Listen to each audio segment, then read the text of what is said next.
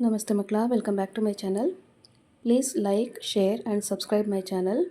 ಮಕ್ಕಳ, ಇವತ್ತು ನಾವು 9ನೇ ತರಗತಿಯ ಕನ್ನಡದಲ್ಲಿ ಚೆನ್ನಭೈರಾದೇವಿ ಪಠ್ಯಪೂರಕ ಅಧ್ಯಯನದಲ್ಲಿ ಇರುವಂತಹ ಚೆನ್ನಭೈರಾದೇವಿ ಇದಕ್ಕೆ ಸಂಬಂಧಪಟ್ಟಂತಹ ಎಲ್ಲ ಅಭ್ಯಾಸ ಪ್ರಶ್ನೋತ್ತರಗಳನ್ನ ಈಗ ನೋಡ್ತಾ ಹೋಗೋಣ.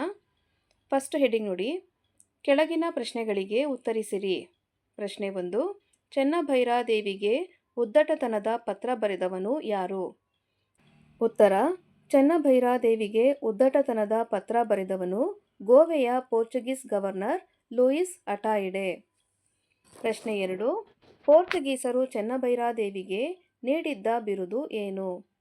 ಉತ್ತರ: ಪೋರ್ಚುಗೀಸರು ಚೆನ್ನಭೈರಾದೇವಿಗೆ ನೀಡಿದ್ದ ಬಿರುದು ಕಾಳುಮೆಣಸಿನ ರಾಣಿ. ಪ್ರಶ್ನೆ 3, ಲೂಯಿಸ್ ಅಟಾಯಿಡೆ ಪತ್ರದಲ್ಲಿ ಚೆನ್ನಭೈರಾದೇವಿಗೆ ಏನೆಂದು ಬರೆದಿದ್ದನು? ಉತ್ತರ: ಹಾಡುವಳ್ಳಿ ಗೇರುಸೊಪ್ಪೆಗಳ ಮಹಾರಾಣಿಗೆ ಗೋವೆಯ ಗವರ್ನರ್ ಲೂಯಿಸ್ ಅಟಾಯಿಡೆಯ ಶುಭಾಶಯಗಳು.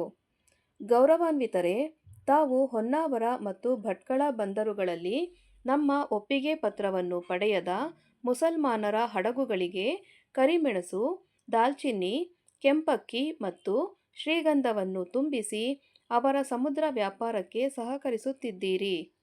ಇದು ನಮ್ಮ ಆಶಯಕ್ಕೆ ವಿರುದ್ಧವಾಗಿದೆ. ಕೂಡಲೇ ಮುಸಲ್ಮಾನರ ಹಡಗುಗಳನ್ನು ನಿಮ್ಮ ಬಂದರುಗಳಿಂದ ಹೊರಗಟ್ಟಬೇಕು. ಇಲ್ಲದಿದ್ದರೆ ನಿಮ್ಮ ಮೇಲೆ ಕ್ರಮ ಕೈಗೊಳ್ಳುತ್ತೇನೆ.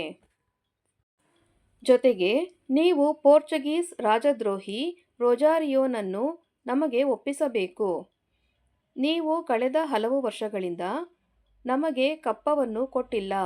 ಇನ್ನೊಂದು ವಾರದೊಳಗೆ ಕಪ್ಪವನ್ನು ರೊಜಾರಿಯೋನನ್ನು ನಮಗೆ ತಂದೊಪ್ಪಿಸದಿದ್ದರೆ ನಿಮ್ಮನ್ನು ದಂಡಿಸಬೇಕಾಗುತ್ತದೆ. ನಮ್ಮ ಚಕ್ರವರ್ತಿಗಳು ನಿಮಗೆ ನೀಡಿದ ಕಾಳುಮೆಣಸಿನ ರಾಣಿ ಎಂಬ ಬಿರುದನ್ನು ಹಿಂದಕ್ಕೆ ಪಡೆಯಬೇಕಾಗುತ್ತದೆ. ಎಚ್ಚರಿಕೆ. ಪ್ರಶ್ನೆ 4, ಶಬಲೆ ಹೇಳಿದಂತೆ ಪೋರ್ಚುಗೀಸರು ಯಾವ ಕಾರಣಗಳಿಗಾಗಿ ಯುದ್ಧಕ್ಕೆ ಸಿದ್ಧರಾಗಿದ್ದರು? ಉತ್ತರ: ಶಬಲೆ ಹೇಳಿದಂತೆ ಪೋರ್ಚುಗೀಸರು 2 ಗುರಿಗಳೊಂದಿಗೆ ಯುದ್ಧಕ್ಕೆ ಸನ್ನದ್ಧರಾಗಿದ್ದರು. ಮೊದಲನೆಯದು ರೊಜಾರಿಯೋನನ್ನು ಹೊತ್ತೊಯ್ಯುವುದು, ಎರಡನೆಯದು ರಾಣಿ ಚೆನ್ನಭೈರಾದೇವಿಯನ್ನು ಬಂಧಿಸುವುದು. ಮಕ್ಕಳ, ಇಲ್ಲಿಗೆ 9ನೇ ತರಗತಿಯ ಕನ್ನಡದಲ್ಲಿ ಪಠ್ಯಪೂರಕ ಅಧ್ಯಯನದಲ್ಲಿರುವಂತಹ ಚೆನ್ನಭೈರಾದೇವಿ ಇದಕ್ಕೆ ಸಂಬಂಧಪಟ್ಟಂತಹ ಎಲ್ಲ ಅಭ್ಯಾಸ ಪ್ರಶ್ನೋತ್ತರಗಳು ಮುಕ್ತಾಯಗೊಂಡಿವೆ.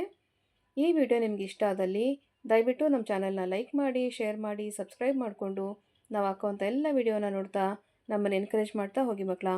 Thank you for watching. Bye bye.